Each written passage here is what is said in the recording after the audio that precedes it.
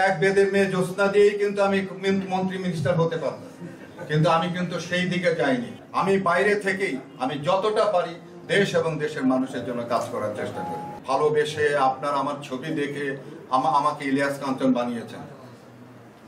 মানুষ পৃথিবীতে কেউ বেঁচে থাকবে না, আমিও চলে যাব, কিন্তু আমার কামনা একটাই যে আমি মরে গেলে যেন আপনারা কাঁদেন যে হ্যাঁ একটা ভালো মানুষ ছিল, আমাদের মানুষ ছিল, আমাদের ভালোবাসার মানুষ ছিল। এইটুকু আমি অর্জন করতে চাই, আর কিছু অর্জন করতে চাই।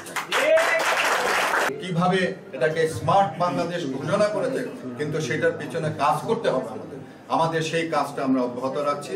সরকারের আসলে এটা একটা পলিসি নিতে হবে, টেকনিক গ্রহণ করতে হবে, কিন্তু সরকার যে ভুলগুলো করে আর কি, যেমন আপনাকে আমি বলি সারা বাংলাদেশে কিন্তু রাজশাহী সিটির কিন্তু একটা সুনাম আছে কিন্তু, যে তারা এত সুন্দর একটা শহর করে, কিন্তু আজকে আমি দেখলাম যে সেখানেও কিন্তু ওই ব্যাটারি চালিত অটোরিকশা কিন্তু ভরে যাচ্ছে কিন্তু।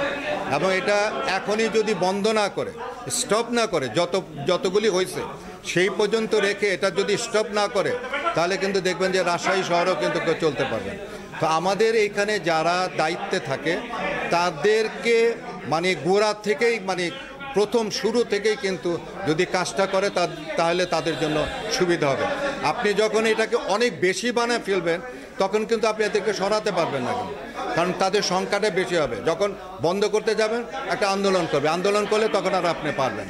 তো যার জন্য শুরু থেকেই আপনাকে পরিকল্পনাটা থাকতে হবে যে আমার শহরের মধ্যে কতগুলো সিএনজি থাকা দরকার, কতগুলো ব্যাটারি চালিত থাকা দরকার, আমার দেশে আমার শহরে গণপরিবহনের ব্যবস্থা কি হওয়া উচিত, এগুলো মেয়রদের দায়িত্ব। আসলে সে মেয়ররা যদি এইটিকে সুন্দরভাবে যদি ব্যবস্থাপনা করে এবং আপনারা যারা আছেন আপনাদের মাধ্যমে দেশের জনগণকে যদি সড়কে চলা এবং গাড়িতে চলা, উঠা নামা, এই সমস্ত কাজগুলো যদি আমরা জানাতে পারি, বুঝাতে পারি, এবং যারা গাড়ি চালায় তাদেরকে উপযুক্ত ট্রেনিং দিতে হবে। ট্রেনিং না দিয়ে আপনি শুধু গাড়ি এই সিএনজি ছেড়ে দিলেন, ব্যাটারি চালিত গাড়ি ছেড়ে দিলেন, সে কিছুই জানলো না, ট্রাফিক রুল জানলো না, তাহলে তো আপনি কিছু করতে পারবেন না।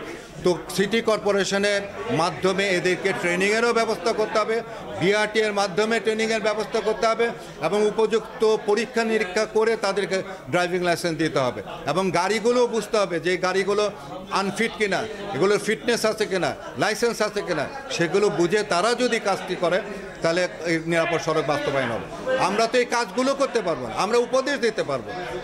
তো সেই জায়গায় আমরা আমাদের উপদেশ, আমাদের সচেতনতা আমরা সবসময় করে যাচ্ছি, কিন্তু ওই লেভেল থেকে সেইভাবে আসলে কাজগুলো হচ্ছে না।